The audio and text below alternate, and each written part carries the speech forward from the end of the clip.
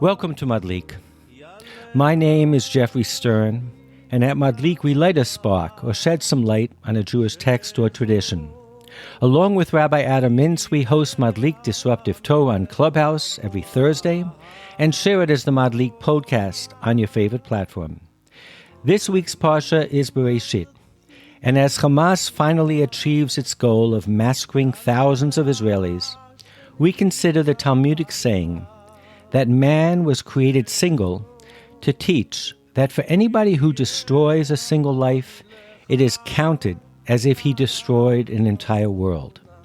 So join us as we mourn and discuss a single life.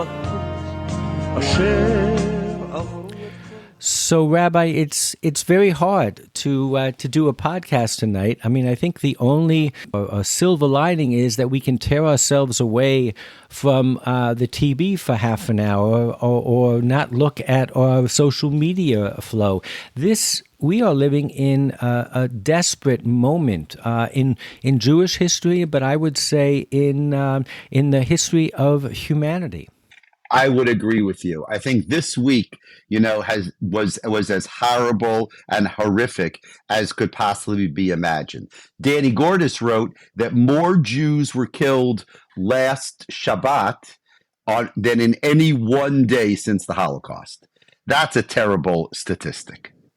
Yeah, absolutely, and we're going to talk a little bit about statistics, and as you could tell from the piece of Talmud that I quoted, where it mentions a single Jew. It's a question of what does the count mean? What do the numbers mean?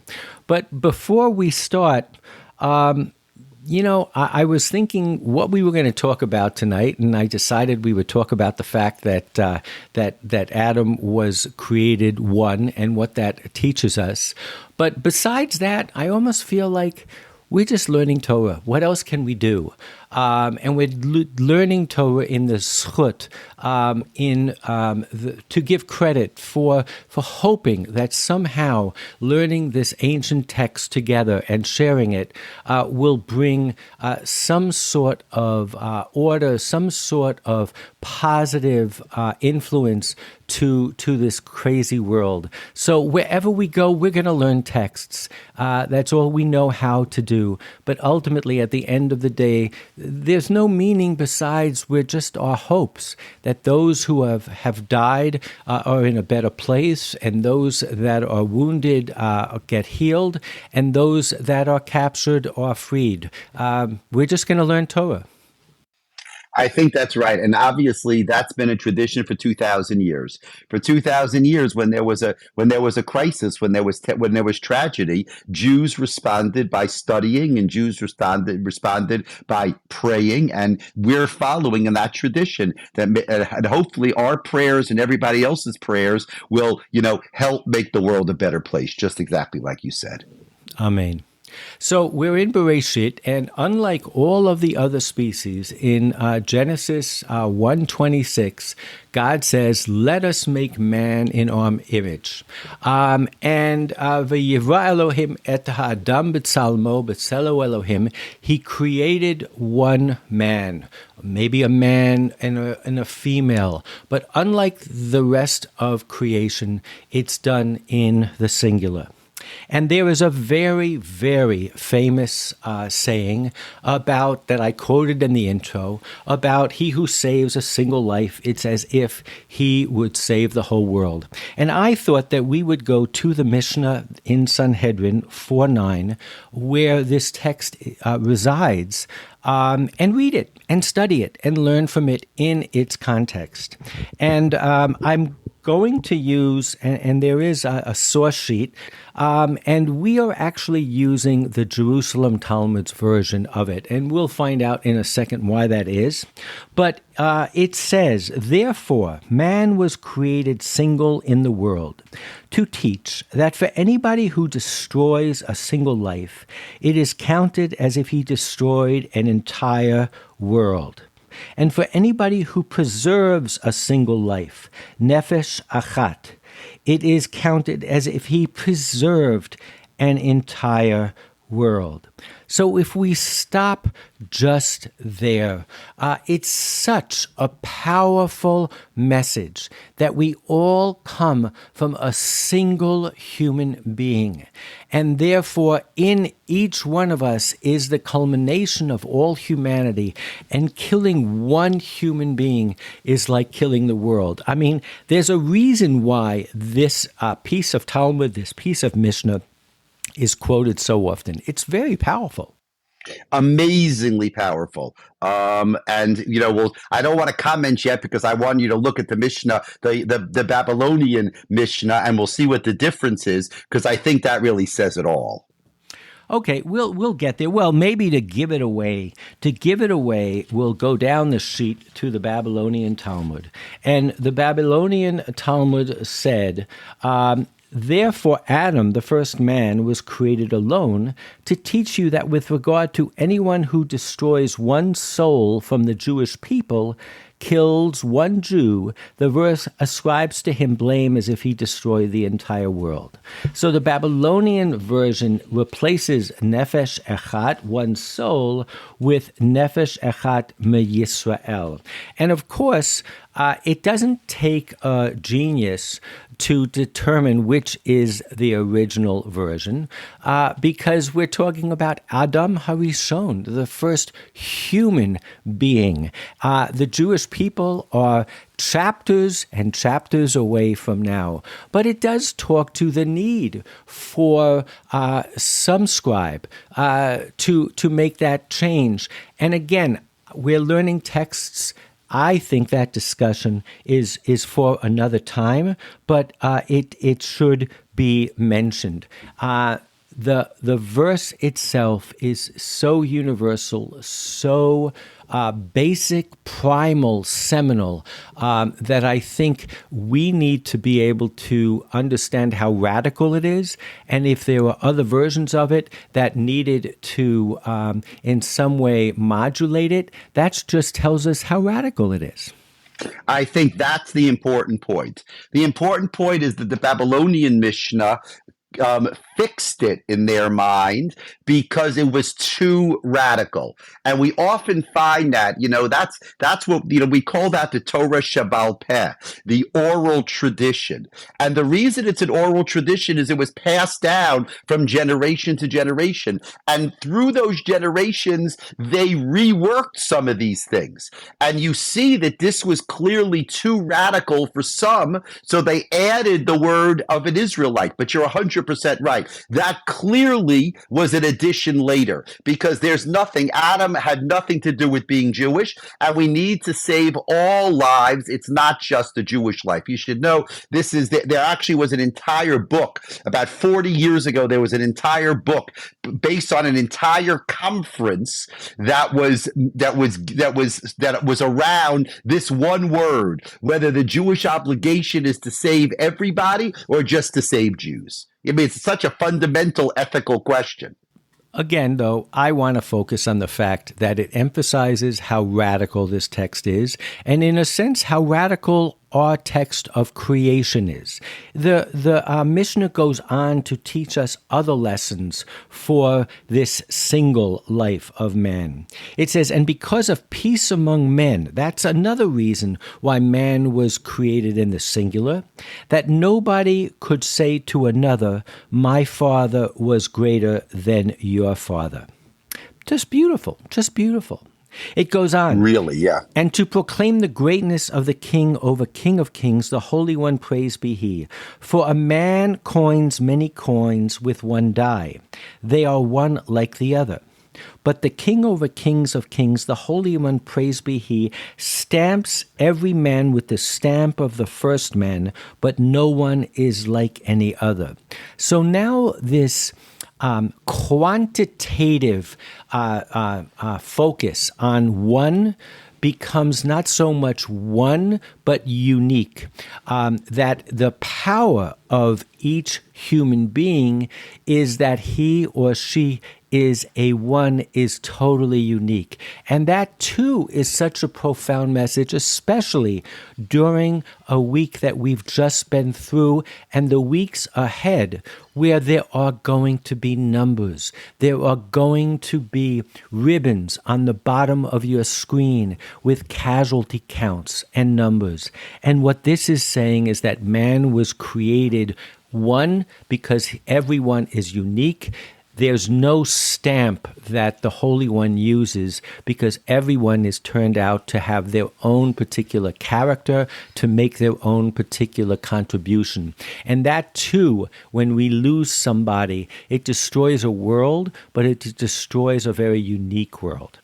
There's no question that that's true. And I like going back to your idea that it's radical. You know, it's in a sense this week especially, it's nice to know that Jewish tradition is radical about that. Jewish tradition appreciates, the value of every human life. And that, believe it or not, that's a radical statement. But Jewish tradition was willing to make that radical statement. And I think as we continue, this created certain characteristics within the Jews that their enemies can take advantage of. And that when their enemies, for instance, capture them, ransom them, hold them, they know that this is from a people who has given culture, society, humanity, this distinct image of the value of each human being, the infinite value of each human being. It goes on. This is a beautiful Mishnah. It says, therefore, everybody is required to say the world was created for me. Lefichach kol echad ve'echad chayav lomer b'shvili nivra ha'olam. Again, this is something that I always thought was a Hasidic saying almost, that you had to have two kvitlach in each pocket. One that said, because of me, the world was created, and the other that said, I am just Offa and Afer, and that we live between that tension. But again, the value of human life, getting back to the beginning, that's an ultimate amazing responsibility for lives lived and for lives taken. And every precious soul that has been taken this week, the world was created for each one of those. Yes, that is absolutely true. And I think that's something each person has their own unique story, right? Everybody is an individual. And for that individual, the world was created. It's not, you might think the world's created for everybody because everybody's really the same. But the answer is no, the world's created for everybody because everybody's so different. Yeah. So in context, this is a Mishnah in Sanhedrin. And in context, it is what the judges tell a witness before they give witness, maybe in a capital case. And they say to them, remember, he who saves a single soul saves the world. So it goes on and says, maybe you will say, why should we go to all this trouble to be a witness? And it is written, if he is a witness or saw or knew, maybe you will say, why should we be guilty of the man's blood? But it is written, the destruction of an evildoer is clamor. It seems to me that the fact that this is said to a witness in a capital case also ties it into who we are.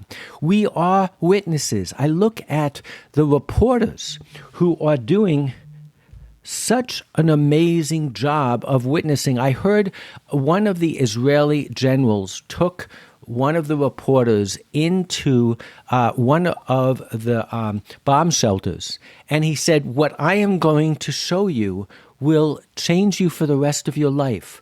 And the Israeli general or colonel said, but I'm doing it because Eisenhower did it at Auschwitz.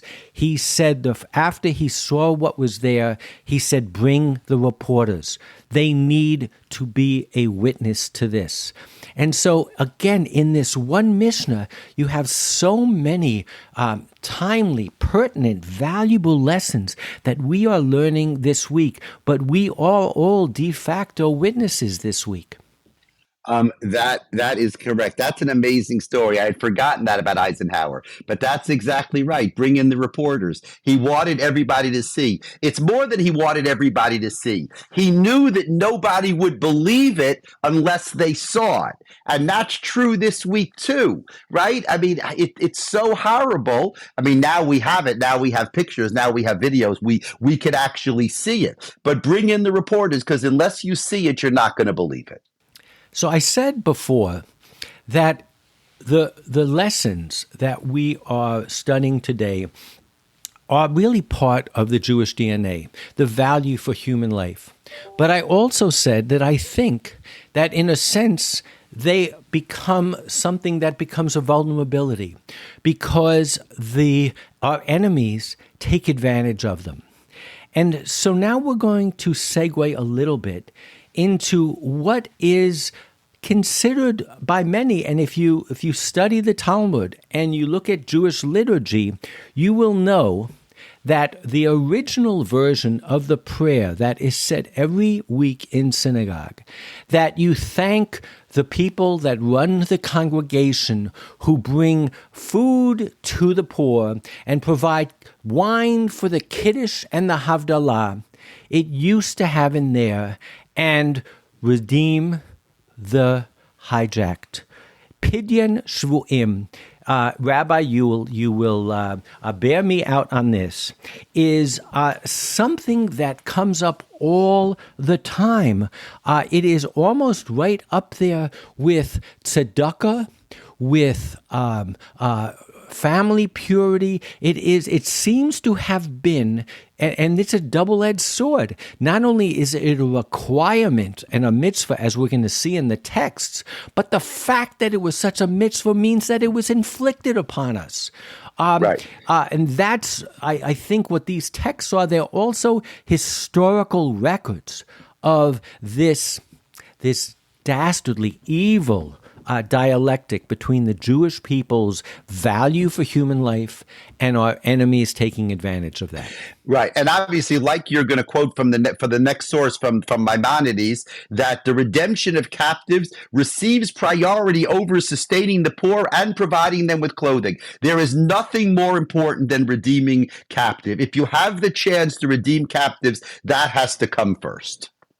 Correct. So in Mishnah Torah, Gifts for the Poor, 8:10, it says the redemption of captives receives priority over sustaining the poor, providing them with clothing. There is no greater mitzvah than the redemption of captives. Ve'ein lecha mitzvah gdola mipidyon shvuyim.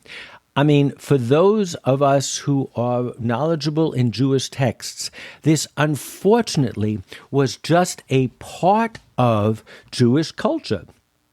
And it says, for a captive is among those who are hungry, thirsty, and unclothed, and he is in mortal peril. If someone pays no attention to his redemption, he violates the negative commandments. Do not harden your heart or close your hand, Deuteronomy 15:7. Do not stand by when the blood of your neighbor is in danger, Leviticus 19:16.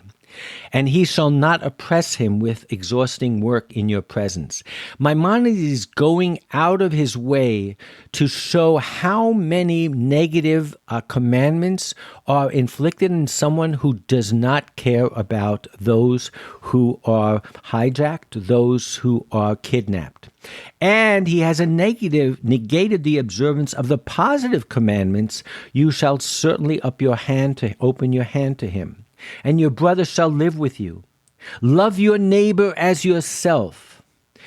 So really, Maimonides is going out of his way to say that this concept of trying to pidyon. I mean, pidyon is a word that we use, Rabbi, also when it comes to pidyon haben, when we redeem something. It is something that is associated with holiness. And what the rabbis are saying, and I will argue, is baked into the DNA of every Israeli and every Jew with a breath within them, is that redeeming someone who has been captured goes to the heart of what it means to be a unique human being. I think that is correct, right? I mean, it's the ultimate concern for other people. And that's what we're told, there's a mitzvah of charity, which is to help other people. But that's a little more indirect because I give you money and then you use it for something that you need. But actually redeeming them is literally saving their life directly. And, it seems to be that whenever there is a discussion about philanthropy, the focus gets on, well, how would this money then compare or be used or be isolated, or could it be redirected to redeem, ransom a captive? In the Shulchan Aruch, it says, ransoming captives comes before feeding or clothing the poor. There is no act of charity more meritorious than ransoming captives. Therefore, money collected for any worthy purpose whatsoever may be used as ransom, even if originally collected for the erection of a synagogue. Right. It's fascinating that it picks a synagogue, but what it's saying is that a soul comes over bricks and mortar. The community. Well, bricks and mortar and even the community. Because say that a synagogue is for the sake of the community, but the person, saving a person is more important than that. I mean, and it really, it goes to no extreme. In the Talmud, it talks about a sense where you have money and you've collected it to build a new synagogue. The building fund has completed their thing. They haven't started building yet. Can they tear down the existing sanctuary? And the answer is no, because somebody might need to be redeemed. There is, on the one hand, it's something that we're flouting the positive part of it, and on the other hand, it is so sad that this is how we Jews have been forced to think. That I can't get away from that Pidyon Shvuim comes up so often, that it must have happened so often that we couldn't own our lives and the land that we stood on. Right. I mean, and I couldn't agree with you more. The mission, first of all, let me just clarify that historically. The book of Samuel has stories of people being taken captive. The Mishnah in Trumot has the story of someone being taken captive. So both the biblical tradition and the rabbinic tradition have actual stories of people being taken captive. So it's something that actually was true, but it was true throughout the ages. So, you have captivity now. It seems to be that was a way that, that they dealt in war. And, and the halacha, like it does always, is sensitive to the value of every single life. So I agree, and we're studying Torah here, and Torah, as we all know, is profound. It's not just throwing out ideas here; it's taking those ideas and exploring what the implications are. So we are now in a situation where we have to balance the lives of the hostages with the lives of the people of Israel who are being bombarded by rockets. So here's the Talmud in Baba Kama. The Gemara relates another incident. There was a certain man with whom the purse containing funds collected for the redemption of captives was deposited. Thieves came upon him, and he took the purse and gave it to them. The case came before Rabbi, and Rabbi exempted him from payment. Abaye said to him, but this individual is saving himself with another's property, and he should therefore be liable to pay. Rabbi said to him, you have no greater redemption of captives than this. Since the man used the money to avoid being harmed by the thieves, Rabbi considered the money to have been used for its intended purposes. So here too, it just shows you how the rabbis were all sensitive to all of the different needs and necessities, and there's no answer. There's no answer. But this man's life was threatened himself, and the rabbi said that he could use the money for those who were captured to redeem himself. Redeeming ourselves is a version of Pidyon Shvu'im. It is saving a soul. It is saving a world. It's just fascinating. Absolutely fascinating. Yes. So it keeps on going. There is a Mishnah in Gittin, and it says, the captives are not redeemed for more than their actual monetary value, for the betterment of world, mipnei tikkun olam. So, in other words, if the ransom is too high, you shouldn't give in to the hostage takers and pay it because of tikkun olam. And one may not aid the captives in their attempt to escape from their captors for the betterment of the world, for tikkun olam, so that the kidnappers will not be more restrictive with their captives to prevent them from escaping. Rabbi Shimon ben Gamliel says, for the betterment of the captives, so that kidnappers will not avenge the escape. And the Talmud goes on, and it talks about the things that we talk about today, which is if you pay too much, if you pay too early, if you give away too much, are you not encouraging kidnappers to take more hostages? And I do not mean in any way to think or to have you think that I think the Talmud had any answers to these questions.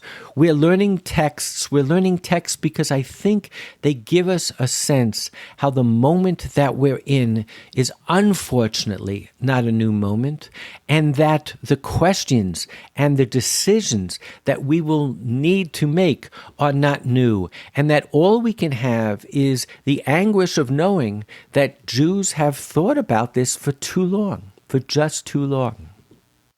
Good. Right. Read the Gemara, because I think that you'll see here in the Gemara exactly the point that you just made.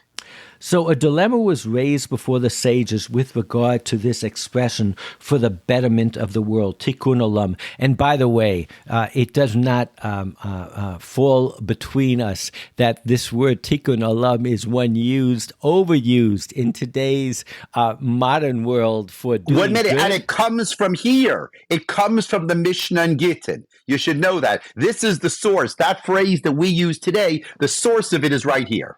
Fascinating. So the idea, I think, here between tikkun olam means that the world has to continue. We can't just break all the rules now for the moment and create something that is not sustainable. There'll be no end. It's the slippery slope. So it says, for the betterment of the world is due to the financial pressure of the community. So one opinion is that it's just if it's onerous, if the sum that is requested is too much, and that it will destroy your community. In the case of Israel, will destroy the state. You have to think about it. The other opinion is, or perhaps it is because the result of this will be that they will not seize and bring additional captives. So again, that's what I was focused on before. Right. Right. You said it before you read it. Right. That means the consideration of the Mishnah is still the consideration, is the consideration today, right? That's still that question. How can you free the hostages, and what price do you pay for it, and what will that mean in the future? So there's another piece of Talmud in Yevamot that I came across when I was, of all things, researching matrilineal and patrilineal descent. And where did it enter the Jewish mind where tribal belonging goes from the father. Everything, Yerusha, inheritance, goes from the father. Where did this idea come from that we should follow the mother when it comes to Judaism? And I haven't seen anybody ever say this, but I believe if you read the Talmud in Yevamot 45, it tells a story. And the Gemara cites a related incident. Rabbi Acha, lord of the capital, and Rabbi Tanchum, son of Rabbi Chia, the man of Akko village, redeemed captives who came from Ammon and Tiberias. And to make a long story short, there is a question of what happens when you redeem a woman and she's impregnated in captivity. What is the status of her child? And unfortunately, there are too many rabbis who on this page of Talmud says that that child is a mamzer, is a bastard. And then there is one rabbi who says, I don't listen to many rabbis. And he says, with regard to a Gentile or a slave who engaged in intercourse with a Jewish woman, the lineage of the offspring is unflawed. The child is Jewish. So I will even argue that something as basic as who is a Jew was ultimately determined because we Jews had this inflicted upon us that we were constantly being captured, being hostages, being abused. And again, it's just amazing to me on the one hand that it shows how often this happened, but also how the rabbis and how it impacted, if I'm right, Judaism in such a profound manner. This concept of Pidyon Shvu'im is right up there with saying that the world was created for me. This is the most basic rule of our morality and ethics, that every human life is unique and is holy, and it comes across all over the legal system. It is interesting. I'll just say it's 8:31, but I'll just say that this is an interesting concept because it's such a fundamental moral concept. The Torah doesn't make this point. This is a point that, is part of morality. It's understood from the Torah, but actually the Torah doesn't make this point. The Torah doesn't say and Adam was created, as one for this reason. So it's just interesting that the rabbis were sensitive to this morality and they picked it up from the example of Adam, even though technically speaking, it's not there in the Torah. So I think that that's something I appreciate, Geoffrey. This is an important topic for this week. I'll end by saying that there's a law we were talking before that, before the funeral, we don't pay a shiva call because you need a little time to process. Everybody after a death needs time to process. I feel as if the world, especially the Jewish world, that we're in that status right now. That we need a little time to process. It's hard to know what to say, and I appreciate that we were able to learn together because basically that's what holds us together. That's the way we've always responded, is to be able to learn together. So we should, please God, be able to learn together in safety, in security, and in peace for a long, long time to come. Thank you so much. And I'll just finish. I just did post the Sefaria source sheet. One custom that we did not get into is the custom of not counting Jews, not counting human beings. And in the days and the weeks ahead, when those ribbons on the bottom of the screen are flashing numbers, I think we all need to remember that the world was created for one human being, and he who destroys one life destroys the world, and he who saves and redeems one life redeems the world. Shabbat Shalom, and let us all have the strength to survive the week ahead and the weeks ahead, and let us give strength to our brothers and sisters in Israel who are living through this absolute dastardly crisis. Yehi Chazak, let them be strong and survive and prosper. Amen. Shabbat Shalom. Bye-bye. I guess we all have to go back and watch our TV and watch our social media feeds and stand up for Israel, and be proud Jews, and be proud that we are a people that believes in the sanctity of life, the sanctity of every life. So Shabbat Shalom, and I'll see you all next week.